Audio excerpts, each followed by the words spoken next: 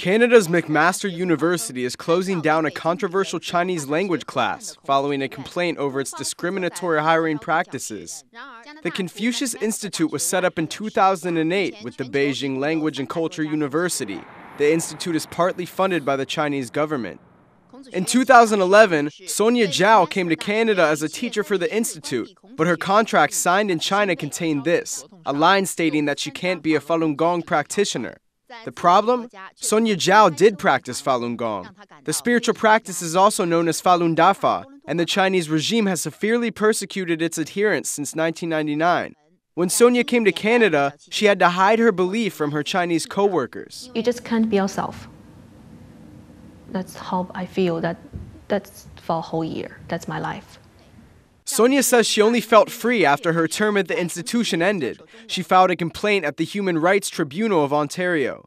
Andrea Farquhar, the Assistant Vice President of Public and Government Relations at McMaster, told NTD that the university was raising concerns about the institute's hiring practices for a considerable time before the human rights case was filed.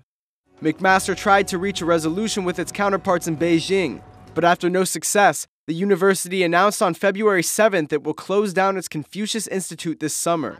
The Falun Dafa Association of Canada was pleased to hear the news. The organization has been supporting Sonia in the case.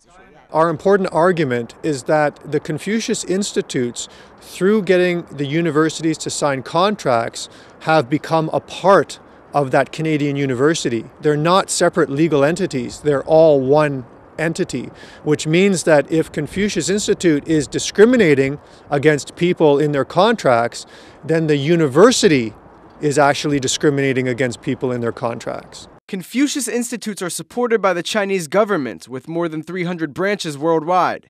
The Chinese regime says the institutes simply promote Chinese language and culture, but the Canadian Security Intelligence Service says they're part of China's efforts to extend its soft power abroad. Sonia Zhao and McMaster will attend mediation on February 14th over her complaint.